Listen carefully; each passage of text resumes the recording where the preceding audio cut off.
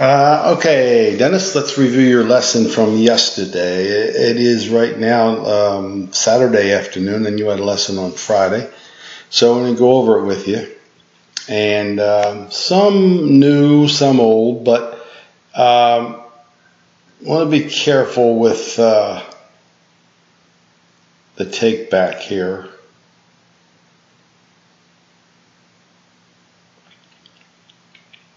And particularly with the downswing, with that elbow again. We'll start there where we've started in the past. Once it stays that high, Dennis, the club's always going to get too steep. This, which wants to be pointed at or outside the ball right now, is pointed at the ground because this guy's flying away. So if you stood up and felt that where the elbow's out,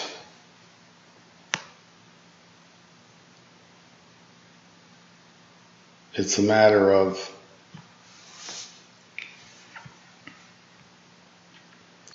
getting your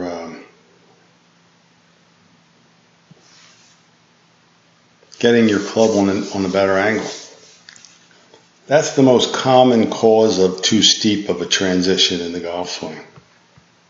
And from there, the downswing then is a little bit of a makeup, which you do a pretty good job of making up. But if we can beat that one habit of tucking that elbow in and getting that club in the transition of the swing a little earlier,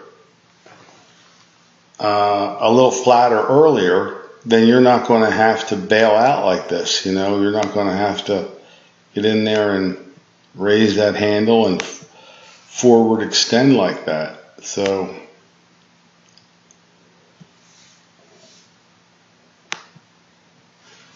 you want to try as best you can to keep that elbow flat in that transition.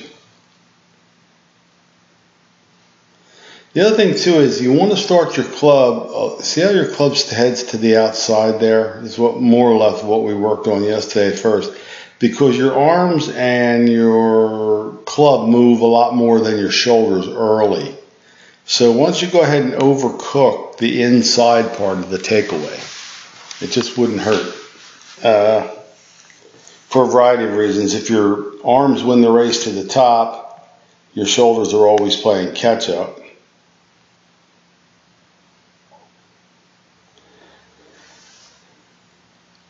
And then that doesn't allow you to get as solid as you want to be coming down into the ball.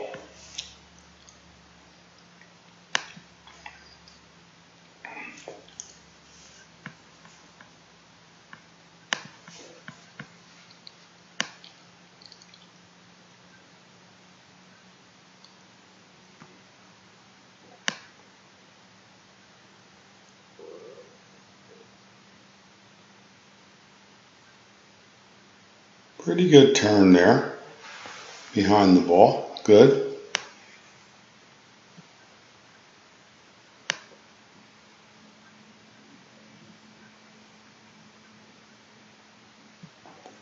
A little bit of an early release, but not too bad.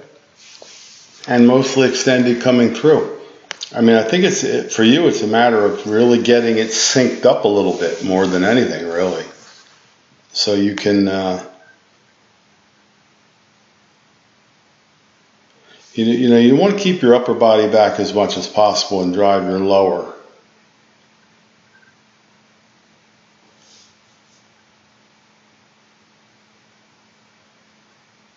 But that's pretty good right there. And what I'm trying to do here is just get to the point where I'll show you a good positional checkpoint for you.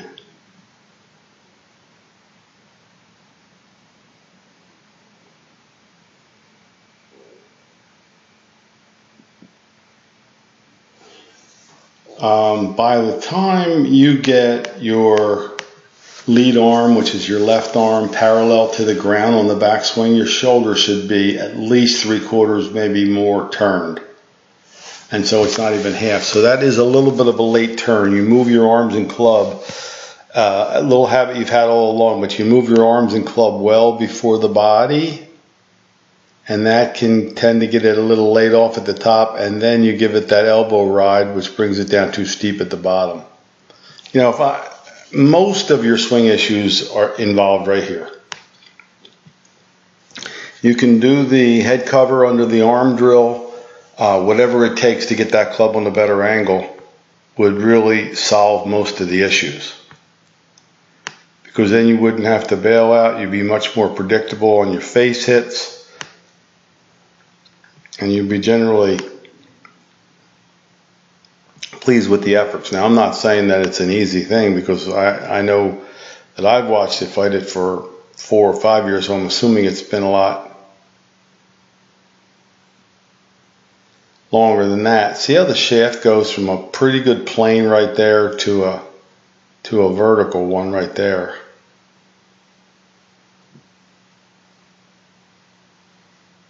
And what I think you can do is, if you focus on a couple things, the right elbow into the body, but also the right elbow not pointed behind you, but more of a folding right elbow like this.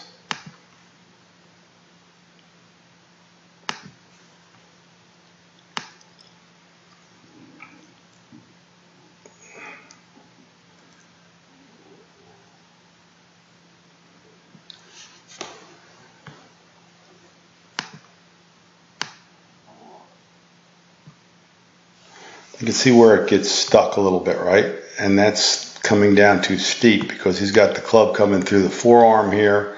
You've got the club coming through the other arm here. And you can see where it happens.